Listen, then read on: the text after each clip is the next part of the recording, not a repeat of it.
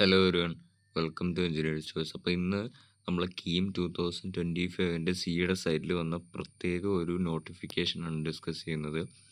Kerala engineering, architecture, pharmacy, medical അനുബന്ധ കോഴ്സുകളിലേക്ക് പ്രവേശനം 2025 അവരുടെ അപേക്ഷകൻ്റെ പ്രൊഫൈലിൽ പരിശോധിക്കുന്നതിനും എന്തെങ്കിലും തെറ്റുകുറ്റങ്ങളുണ്ടെങ്കിലും അത് പരിഹരിക്കാനുള്ള അവസരമാണ് ഇപ്പോൾ സിയുടെ വെബ്സൈറ്റിൽ വന്നിട്ടുള്ളത്. 2025-26 അധ്യയന വർഷത്തെ കേരള എഞ്ചിനീയറിംഗ് ആയിക്കോട്ടെ, ആർക്കിടെക്ചർ ആയിക്കോട്ടെ, ഫാർമസി ആയിക്കോട്ടെ, മെഡിക്കൽ അലൈഡോ ആയിട്ടുള്ള അനുബന്ധ കോഴ്സുകളിലേക്കുള്ള പ്രവേശന പരീക്ഷയ്ക്ക് ഓൺലൈനായി അപേക്ഷ സമർപ്പിച്ച വിദ്യാർത്ഥികൾക്ക് അവരുടെ പ്രൊഫൈലിൽ പരിശോധിക്കുന്നതിനും അപേക്ഷയിൽ ന്യൂനതകൾ ഉള്ള പക്ഷം അവ പരിഹരിക്കുന്നതിനുമുള്ള അവസരം 12/5/2025 3 മണി വരെ അവസരം കൊടുത്തിട്ടുണ്ട്. കൃത്യമായിട്ട് നോക്കണം. 12/5/2025 വൈകുന്നേരം 3 മണി വരെ. ഈ 12/5/2025 വൈകുന്നേരം 3 മണി വരെ ഇരിക്കാൻ നിൽക്കരുത്. എന്തെങ്കിലും പ്രശ്നങ്ങളുണ്ടെങ്കിൽ നിങ്ങൾ നേരത്തെ തന്നെ പരിഹരിക്കാനായിട്ട് ശ്രമിക്കുക. പിന്നെ സൈറ്റിനൊക്കെ എന്തെങ്കിലും പ്രശ്നം വന്നു കഴിഞ്ഞാൽ നമുക്ക് തന്നെയായിരിക്കും അത് ബുദ്ധിമുട്ടാവുന്നത്. പ്രത്യേകം ഒരു കാര്യം ഇവിടെ എടുത്തു പറഞ്ഞിരിക്കുന്നത് എന്താണ്?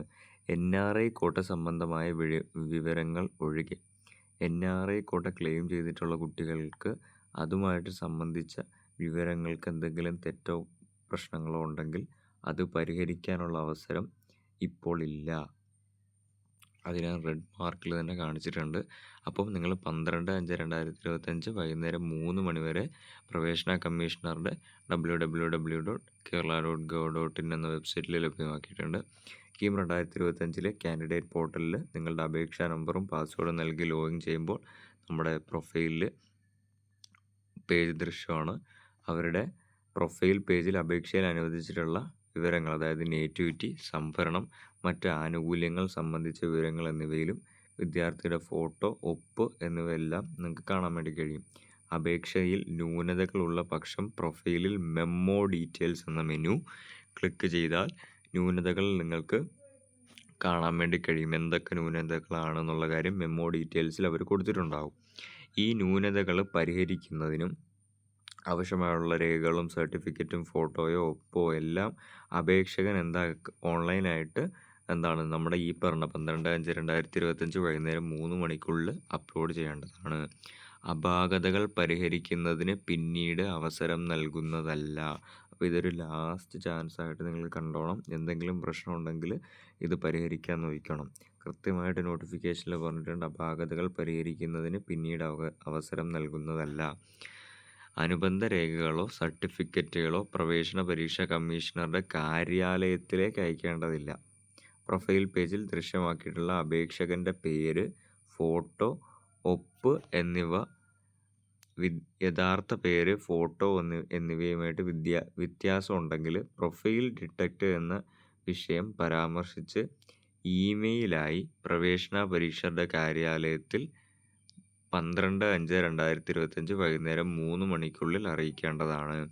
അപ്പോൾ ഇത് ഇമെയിലും അവർ കൊടുത്തിട്ടുണ്ട്. ഇമെയിലായിട്ട് നമ്മുടെ പേരിലോ ഫോട്ടോയിലോ ഒപ്പിലോ എന്തെങ്കിലും പ്രശ്നങ്ങളുണ്ടെങ്കിൽ ഇമെയിലായിട്ട് നിങ്ങൾ അടയ്ക്കണം. ബാക്കിയുള്ള കാര്യങ്ങളൊക്കെ നിങ്ങൾ അനുബന്ധ രേഖകളൊന്നും കാര്യാലയത്തിലേക്ക് അയക്കേണ്ട എന്ന് പറയുന്നുണ്ട്. പക്ഷെ അയക്കേണ്ട കാര്യങ്ങൾ ഇവിടെ പറഞ്ഞിട്ടുണ്ട്. ഇനി അടുത്ത് ഒരു കുറിപ്പ് കൊടുത്തിട്ടുണ്ട്.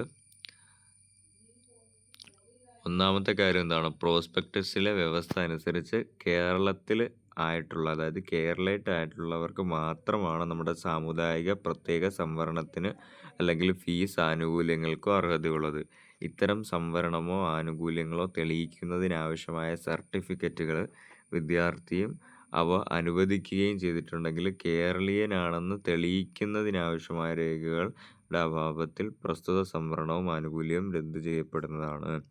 അതായത് ആനുകൂല്യങ്ങൾ, നിങ്ങൾ സാമുദായിക എന്തെങ്കിലുമൊക്കെ പ്രത്യേക ആനുകൂല്യങ്ങൾ നിങ്ങൾ ക്ലെയിം ചെയ്തിട്ടുണ്ടാകും. അത് കേരളത്തിലുള്ളവർക്ക് മാത്രമേ കിട്ടത്തുള്ളൂ.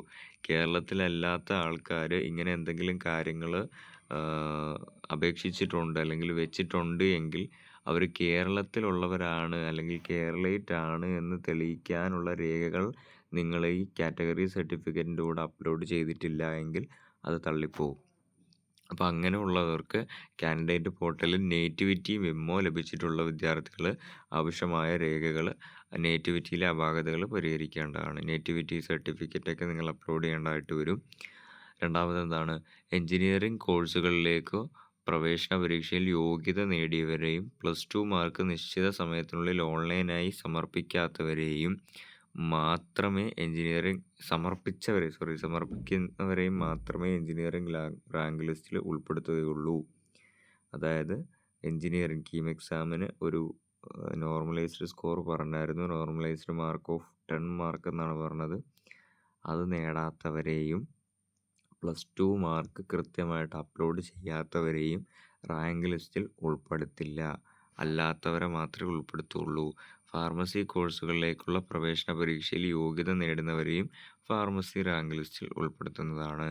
നമ്മൾ നേരത്തെ ഒരു കാര്യം പറഞ്ഞായിരുന്നു, NRI കോട്ടയിലുള്ളവർക്ക് അവസരമില്ല ഈ തവണ എന്ന്. പക്ഷേ കുറിപ്പിലൊരു കാര്യം പറഞ്ഞിട്ടുണ്ട്, NRI ക്ലെയിം ചെയ്ത അപേക്ഷയിലെ ന്യൂനതകൾ പരിഹരിക്കുന്നതിന് പിന്നീട് കാൻഡിഡേറ്റ് പോർട്ടലിൽ അവസരം ലഭ്യമാക്കുന്നതാണ്. അതുകൊണ്ട് NRIക്കാർ പേടിക്കേണ്ട. അവർക്ക് ഇത്തവണ ഒരു അവസരമില്ലെങ്കിൽ പിന്നീട് നിങ്ങൾക്ക് കാൻഡിഡേറ്റ് പോർട്ടലിൽ അവസരമുണ്ട്. പക്ഷേ NRI അല്ലാത്തവരുടെ കാര്യം നോക്കിയേ, അപാകതകൾ പരിഹരിക്കുന്നതിന് പിന്നീട് അവസരം നൽകുന്നതല്ല.